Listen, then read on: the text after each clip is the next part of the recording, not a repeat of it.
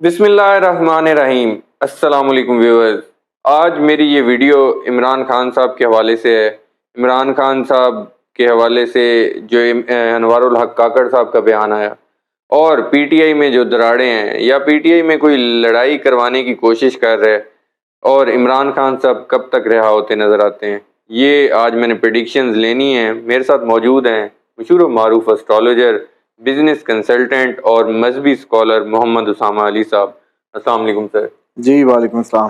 کیسے ہیں سر آپ؟ خیریت، آپ سنائیں کیا حال ہے؟ اللہ کا شکر ہے سر، ٹھیک ٹھاک۔ عمران خان صاحب خود کو کہتے ہیں، پہلے تو لوگ کہتے تھے، اب عمران خان صاحب کے خود بھی بیانات آتے ہیں، قیدی نمبر 804۔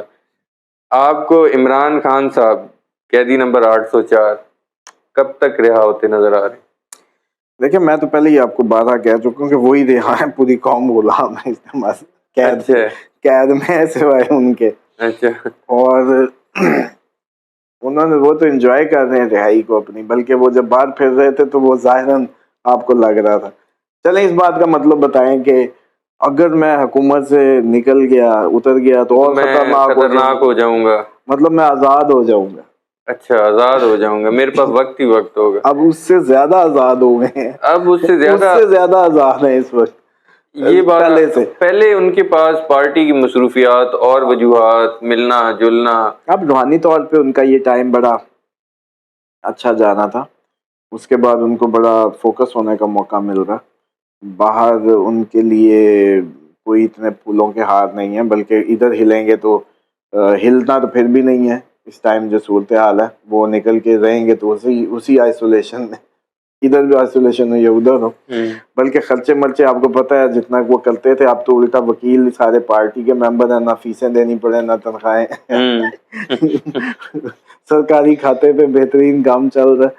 باقی یہ ہے کہ رہائی تو دیکھیں ان کو رکھنا مشکل ہے، اصل کمال رکھنے والوں کا، جتنے دن رکھ لیے۔ دیکھیں رہائی تو ان کی کب کی ہو چکی ہے، جو بھی کیس جاتا ہے اس میں تو آگے جاتے ہیں تو کورٹ ان کو ایکسیپٹ کر لیتی ہے، ان کی بیل جو ہے وہ پھر اگلا اب وہ سلسلہ کٹھے رکھنے تو کٹھے بیل ہو جائے گی تو آزاد ہو جائیں گے، مطلب سمجھ رہے ہیں؟ تو پلانٹری تو انڈیکیشن بس اتنی سی ہوتی جتنی ہم کر چکے ہیں کہ وہ رہا ہے۔ اب مطلب پلانٹ ہر ٹائم ان کو زور لگا رہے ہیں کسی بھی وقت، اس میں نہ فکر کیا کریں۔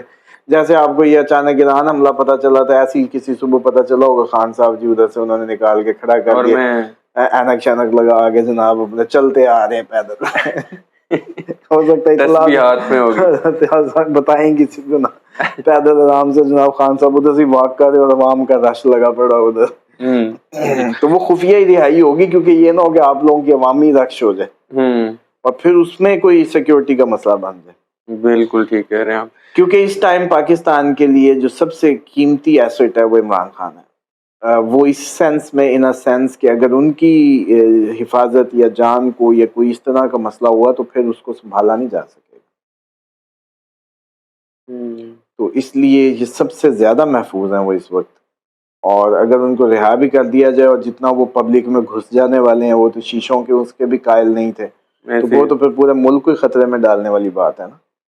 آپ بھی تو سوچیں نا کہ عمران خان کی لائف اتنی کوئی اب عام نہیں ہے۔ چلو وہ بندہ تو اب سر پہ بند ہی پھر رہا ہے، جس جو سٹائل اپنا لیا انہوں نے، وہ تو تیاری کیے بیٹھے ہیں، سمجھ رہے ہیں؟ بالکل۔ لیکن اصل مسئلہ یہ ہے کہ یہ قوم جو ہے پوری کی پوری ایک کتنی اور زندگیاں اجڑ جائیں گی ان کی اس سے، تو اس لیے یہ میں سمجھتا ہوں کہ زیادہ محفوظ ترین وہ ہے اس ٹائم صورتحال۔ انوار الحق کاکڑ صاحب نگران وزیر اعظم ہیں، انہوں نے ایک بڑا عجیب بیان دیے، میں آپ کو پڑھ کے سنا دیتا ہوں۔ وہ کہتے ہیں کہ عمران خان اپنے خیالات نہیں، پرتشدد واقعات میں کردار کے باعث جیل میں ہے۔ کیا توشہ خانہ، میرا سوال ہے آپ سے، توشہ خانہ، کیا کہتے ہیں، القادر ٹرسٹ، سائفر کیس، یہ پرتشدد واقعات تھے؟ کیا نگران حکومت آپ کو جانبدار نظر آ رہی؟ نہیں، وہ آج جو، کیونکہ ان میں تو وہ رہا ہو چکے ہیں نا، ابھی مطلب بیل پہ ہیں۔ جس کیس میں اس ٹائم وہ گرفتار ہے وہ 9 مئی والا ہے، وہ تو کہتے ہیں نہیں، باقی آج جب بیان کی اگر بات کریں تو آج ان کی گرفتاری اس میں، لیکن باقی کیسز میں وہ اب بیل ہو چکی ہے, ابھی وہ سپریم کورٹ میں ہے, مطلب بیل پہ ہے, مطلب اس ٹائم گرفتار نہیں ہے وہ, لیکن وہ ایک ٹھیک ہے پولیٹیکل ڈائلاگ ہو گیا. دیکھے جو مرضی کر لیں, بیانیہ تو ان سے نہیں بن سکتا. اور میں سمجھتا ہوں کہ سوری ٹو سے, ایک تو ہماری بھی کیا زندگی ہے, اب آپ لوگوں نے جیسے کہتے ہیں ہمیں بھی ایک عجیب دوراہے پہ لا کے کھڑا کیا ہوا. نیچے کل مجھے اسسٹنٹ بتا رہا تھا کہ وہ کہتی کہ اتنے میسیجز میں آپ کو کوئی کہہ رہا تھا کہ جی آپ تو ادھر جی ایچ کیو سے انسٹرکٹیڈ ہیں, اب جی آپ فلانی ادھر سے جڑے ہوئے ہیں, ان کی باتیں انہوں نے آپ لوگوں کو مائنڈ میک اپ کے لیے لوگوں کے یہ کہا ہوا ہے. یہ ادھر سے ہمیں ان کا ڈر ہے کہ وہ کہیں کہ جی آپ اس کا نام کیوں لیتے ہیں, ٹھیک ہے, تو ہم تو کہیں کے نہیں رہے, ٹھیک ہے. اب قومی بات کریں کہ عوامی بات کریں کہ یار میری عوام ہے ان کو بچا لو, کوئی دوسری پریڈکشن سے چلے جائے, تو اس میں بھی تو ہم تو بس نہ ادھر کے رہے نہ ادھر کے. تو باقی بات یہ ہے کہ جو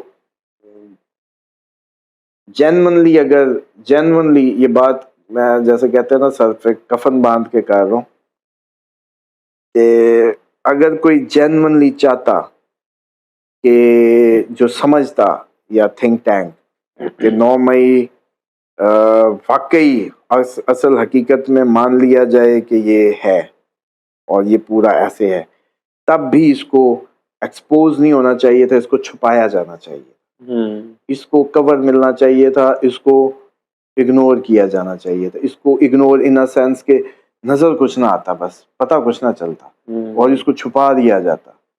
اتنی بڑی ہائپ کریٹ کرنے کے مطلب تو آپ اور لوگ دماغوں کو, اسی لیے کیونکہ ہم کہتے ہیں, میرا نظریہ ہے کہ کرائم جو ہے وہ آپ جب ایک کرائم سٹوری سناتے ہیں تو 10 اور دماغوں کو اس کی تحریک ملتی ہے. بالکل ٹھیک ہے. وہ مثال کے طور پہ ریپ کے کیسز آپ ایکسپوز کریں, آپ کوئی اور چوری کے یا وارداتیں, یا آپ کوئی کرائم کی کہانیاں, اس سے کئی اور دماغوں کو آئیڈیا مل جاتا ہے.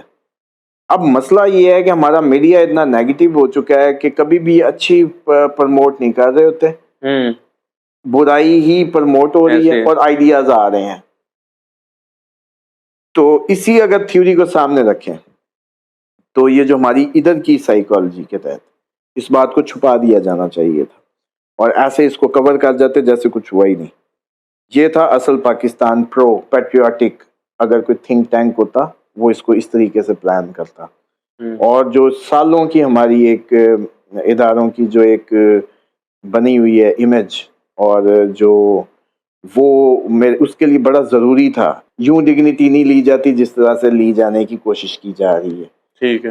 اور عوامی اگر بات یہ ہے کہ بھائی اصل تو ان کے گلے پکڑو سب کے سب, جب کلاس کو سزا ملتی ہوتی تھی 2-4 ہی سے شرارت کرتے ہوتے تھے, پلٹی پھر ساروں کو ہوتی تھی, یاد ہے کہ ساروں کو ہی چلو جی کھڑے ہو جاؤ.